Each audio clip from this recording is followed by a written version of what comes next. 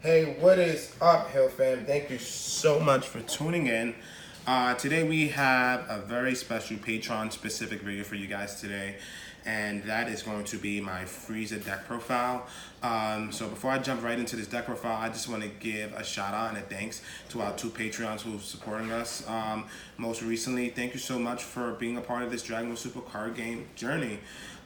We will get you guys some pretty decent, cool, quality content. So stay tuned. Without further ado, let's jump right into this deck profile, guys. This is the Frieza deck that I've been using behind the scenes, playing against SS3 Goku, playing against veggies and everything like that. And I have been pretty consistent with winning with it. And because of that very reason, I wanted to profile it for you guys. We don't see him a lot in today's meta and format, so any type of Golden Frieza decks is, any type of life form outside of the two main decks, Ginyu and SS3, is going to always be a great deck profile. So, he's one of my favorite leaders because he can activate main once per turn, place one Frieza's Army battle card from the drop area into from the battle area into the drop area. In that case, you renew one of your energies and you draw a card. And on the flip side, when he awakens at 4 left life, you draw 2 cards and you do the exact same thing. However, instead, you also renew an extra energy. So it's 2 energy instead of 1. So for the battle cards, guys, we play 4 Avenging Frieza. This is going to be our main 1-drop, guys. You need 4 of them. Consistency is the key in most deck building decks that we build. Consistency is very important. You want to see this card.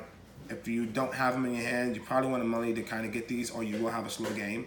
When he's put in play, search the top 3 cards for 1 Frieza's Army with energy cost of 2 or less, move it to your hand, shuffle your deck. After you do that, you can now activate Frieza's effect to pop him, which means put him in the discard pile to renew an energy and draw 1 card. When you do that, what happens then is that you're able to play either another one of him or leave that energy open for defensive purposes. Next, guys, we have 4 Ginyu Force Gildo. He's the next best drop for me in terms of the 1-drop lineup. He is going to be the counter versus the current meta, which is the veggies. You got the Caulifla and the Kabbas, the 2 drops. So if they drop their Kabba on turn 2, you can Bloodlust the Kabba. And then afterwards, you can drop him on your turn 2 and just completely kill the Kabba. So that's really great. I love doing that. I've done that so much times against veggies, and it's proven to be very, very, very helpful. Next, guys, we have 4 Sorbet, the Loyal Commander. This guy, you want to see him later on in the game for the most part. What he's going to do specifically is activate battle once per turn, discard 1 card. This is during anybody's battle. Combo with the top 2 cards of the deck if they are Frieza's Army. Otherwise, they go to the discard pile. Yeah. Next, guys, we have our 4 Dodoria, the Emperor's Attendant. This guy is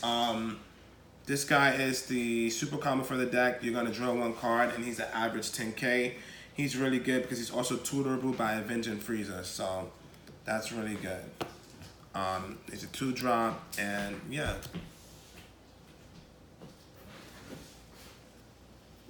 Now we have Destructive Occupation Frieza.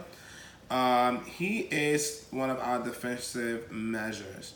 So like I mentioned, when you drop Avenger Frieza turn 1, what you can do is pop the Avenger Frieza and then have him ready with the energy and the extra card to protect yourself from that early game crit sometimes, or that early game double strike if in fact you don't want to take it. And what's good about him is that he comes into play. Once he comes into play, he's 15 attack, and he can apply pressure, and then you can get rid of him and draw a card because you don't want them to attack into your battle cards, you want them to attack into you.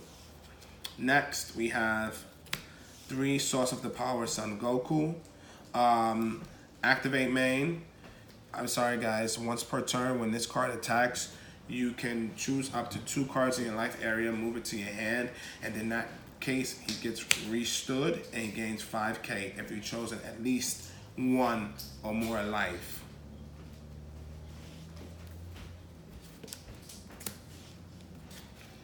Next, guys, we play 4 Clan of the Tarmac of Frieza. He's good in general, whether you're awakened or unawakened. When you drop this card, he becomes a 2-drop when he's awakened. Because what you're gonna do is you're gonna attack when you drop him, either the leader or the battle card that you put in play, depending on if you need to get rid of it. And then you're gonna discard him after the attack to renew 1 or 2 energy and draw a card. And that's really good because you don't really need the battle cards on the board because they're gonna try to get rid of them anyways. You wanna try to manipulate your mana as much as possible to stay safe. Next, guys, we play 3 Cooler, the Blood of the Tyrant Clan. And we play him in conjunction with our Frieza, Emperor of Universe 7. Basically, what he does is, when you put him in play, you can, once per turn, banish 1 of your cards, remove 1 of your cards from the game, from battle. Then rest 2 of your opponent's cards, and I can put in play a Frieza's Clan from the discard pile. So what you really want to hopefully put in play is him. This is going to be your finisher. And even if you don't have Frieza's Clan on board, you can drop him, hard cast, attack, banish himself, put in play him or him. So this is basically the finish of the deck. He is 30k triple strike, and he's really good, guys. Universe 7 Frieza. Every auto they activate, they have to pay a life for.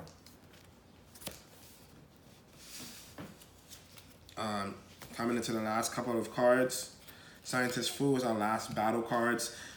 We play him specifically because they like to stall us a lot, and if we don't catch our awakening package, we will need to draw into it or keep our hand heavily until they're able to awaken us. So we can get an average, we can get a pretty decent discard pile by like turn 3, turn 4. So on average, he's coming out turn 3, turn 4 if in fact they don't allow us to speed as much. Lastly, guys, we play 4 Cloak Bloodlust and 3 Nimbus. This is protection and protection. This is really how we survive a lot. Oftentimes we're left with a lot of energy, and that's why we play those copies.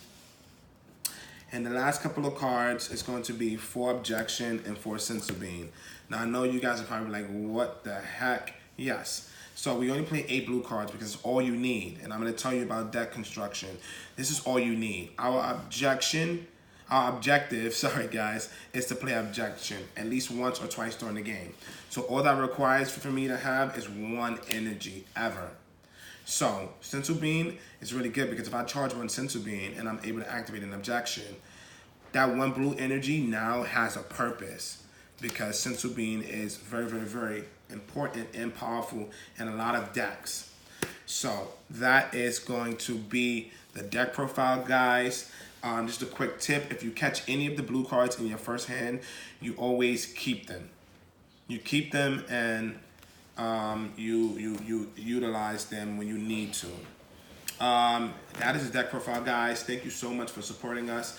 Hope you guys really liked the profile today, and stay tuned for that Son Goku deck profile by Eon. Like always, guys, thanks for supporting, and stay super.